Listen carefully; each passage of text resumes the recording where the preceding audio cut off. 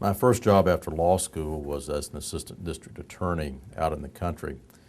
And for a few years, I was prosecuting all sorts of criminal cases, including murder and manslaughter and vehicular homicide. And I learned very early the impact that the death of a loved one has on the family and loved ones who are left behind. After a few years, I went into a firm where I was defending wrongful death cases for insurance companies, for government agencies, and for corporations. And then for the last 15 or 20 years, I've been handling the plaintiff side, representing families in these cases. When a loved one is snatched from you, you go through the stages of grief, starting with denial and anger, and then eventually reaching a point of acceptance of what the new reality is in your life without this loved one.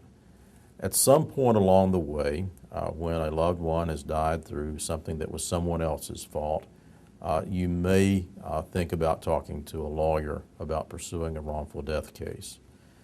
I know that is a difficult decision, and there are a number of things you have to consider. Your motivation may be partly a matter of the need to provide for the family that's left behind, for the surviving spouse and children. It may be partly a matter of wanting to memorialize the person who has died.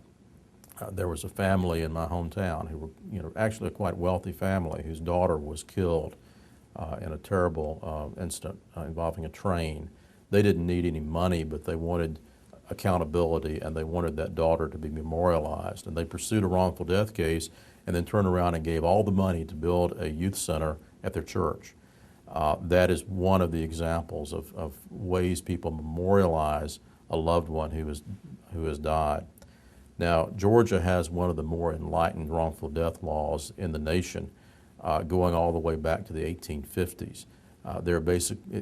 The measure of damages is the full value of the life of the person who died without deducting anything off of that.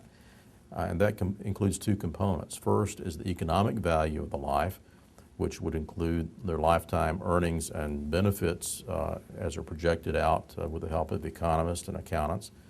The second is the intangible value of the life, the experience of living and loving and enjoying life from day to day.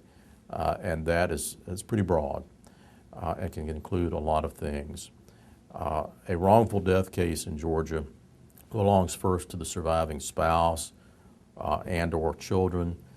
If there's not surviving spouse or children, then it would belong to surviving parents, and if there are no parents, then the administrator of the decedent's estate controls the claim for the benefit of the heirs at law, who may be siblings, nephews, nieces, whatever.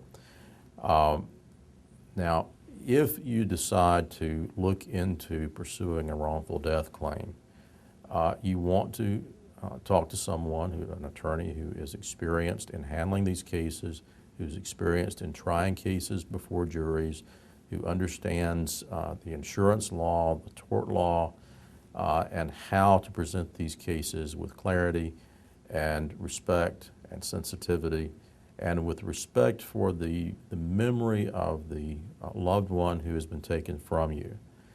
And you want someone who has the experience and wisdom to give you appropriate counsel and will not just make empty promises in order to sign up the case.